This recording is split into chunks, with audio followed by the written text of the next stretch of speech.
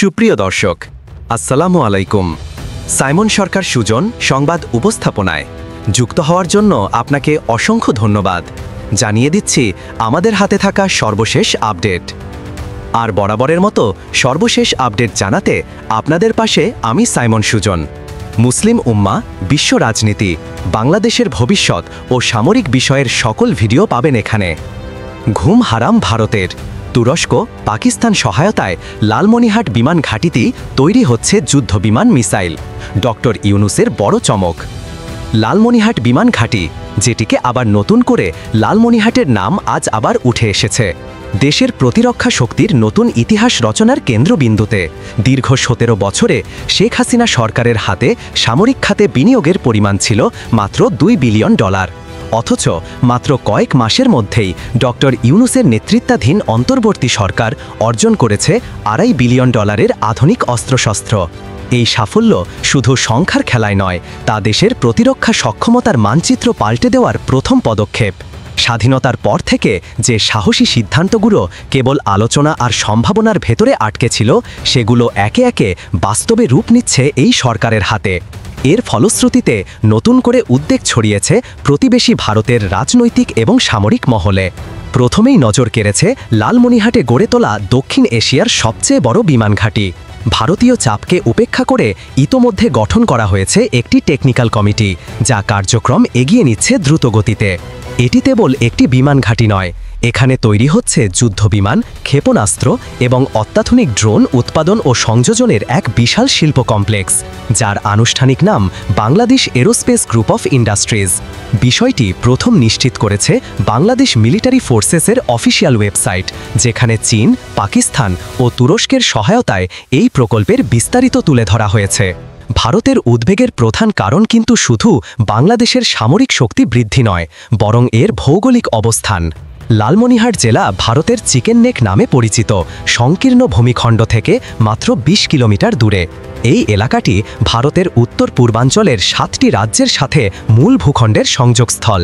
দ্বিতীয় বিশ্বযুদ্ধের সময় ব্রিটিশরা যে বিমান ঘাঁটি ১৯৩১ সালে তৈরি করেছিল, সেটি এখন নতুন রূপে ফিরছে। সেই সময়ের এশিয়ার বৃহত্তম বিমানবন্দর যুদ্ধ শেষে প্রায় পরিত্যক্ত অবস্থায় পড়েছিল, আর স্বাধীনতার পর ভারতের চাপেই কার্যত বন্ধ রাখা হয়। কিন্তু এখন ঘুমন্ত সেই শক্তিকে জাগিয়ে তুলছে বাংলাদেশ, যা ভারতের কাছে সরাসরি কৌশলগত হুমকি হিসাবে ধরা পড়ছে। পূর্বের সরকারগুলো যখন সাহস পায়নি, তখন ডক্টর ইউনূসের নেতৃত্বাধীন অন্তর্বর্তী সরকারের এই পদক্ষেপ শুধু সাহসী নয়, প্রতিরক্ষা নীতির এক বড় মোড় পরিবর্তন। ভারতীয় সংবাদ মাধ্যমগুলো যেমন ইকোনমিক টাইমস সহ শীর্ষস্থানীয় কয়েকটি পত্রিকা এই খবর প্রকাশ করেছে চোখে পড়ার মতো আতঙ্ক নিয়ে। বিশেষত পশ্চিমবঙ্গের মিডিয়া প্রায় যুদ্ধাবস্থার ভাষা ব্যবহার করছে, যেন বাংলাদেশে এই প্রকল্প চালু হওয়া মানেই ভারতের নিরাপত্তা বিপন্ন।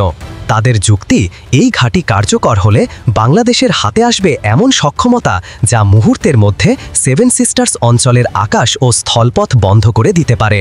তবে লালমনিরহাট নিয়ে আগ্রহ শুধু বাংলাদেশ ভারতে সীমাবদ্ধ নয়। অতীতে সৌদি আরবের রাষ্ট্রায়ত্ত আল সালাম এরোস্পেস ইন্ডাস্ট্রিজ এখানে $200 কোটি বিনিয়োগের পরিকল্পনা করেছিল উড়োজাহাজ মেরামত ও রক্ষণাবেক্ষণ কেন্দ্র গড়ে তুলতে। ২০২৪ সালে কানাডিয়ান এক কোম্পানিও বিমান মেরামতের কারখানা স্থাপনের প্রস্তাব দেয়। এমনকি গোপন সূত্র বলছে যুক্তরাষ্ট্র এই ঘাঁটিতে উপস্থিতি চেয়েছিল, কিন্তু সব উদ্যোগেই কোনো এক অদৃশ্য কারণে বাস্তবায়নের আগেই থেমে যায়। রাজনৈতিক নেতৃত্বের পরিবর্তন সেই অচল অবস্থাকে ভেঙে দিয়েছে। এখন যেন এক নতুন সম্ভাবনার হাওয়া বইছে লালমনিরহাটে, আর সেই হাওয়ার গতি এতটাই প্রবল যে প্রতিবেশী দেশগুলো তা উপেক্ষা করতে পারছে না। ভারতের সামরিক বিশ্লেষণ স্পষ্ট করে বলছে, যদি বাংলাদেশ এখানে পূর্ণাঙ্গ বিমান ঘাঁটির পাশাপাশি যুদ্ধবিমান কারখানা স্থাপন করে, তবে ভারতীয় সেনাবাহিনীকে উত্তর পূর্বাঞ্চলে বিপুল সংখ্যক সৈন্য ও সরঞ্জাম স্থাপন করতে হবে। তারা মনে করছে এই উদ্যোগ বাংলাদেশের প্রতিরক্ষা কৌশলকে বহুগুণে শক্তিশালী করবে এবং তা ভারতের একছত্র প্রভাবকে চ্যালেঞ্জ করবে।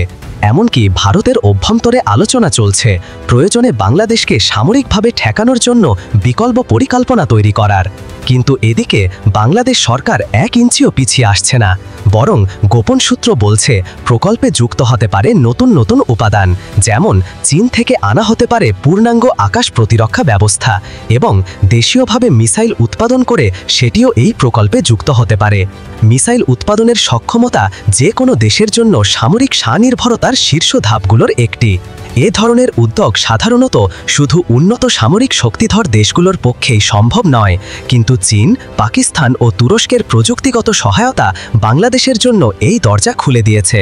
এর ফলে সীমান্তে নিরাপত্তা নিশ্চিত হওয়ার পাশাপাশি দেশের প্রতিরক্ষা শক্তি আঞ্চলিক শক্তির ভারসাম্যে এক নতুন অবস্থান তৈরি করবে, যা ভারতের জন্য নিঃসন্দেহে এক বড় অস্বস্তির কারণ।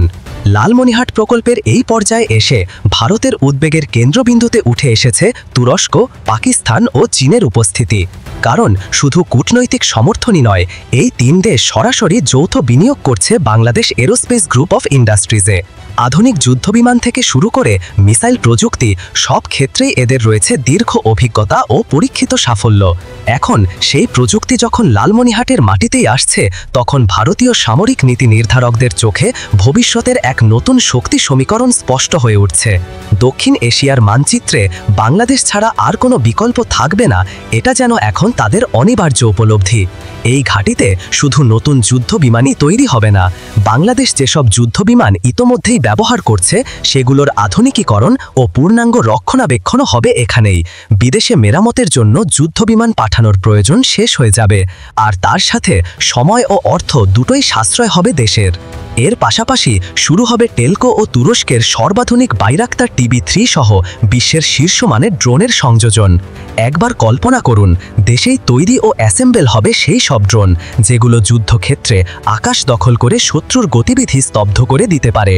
দক্ষিণ এশিয়ার আকাশ সীমার ক্ষমতা পাল্লা তখন স্পষ্টভাবেই বাংলাদেশমুখী হবে।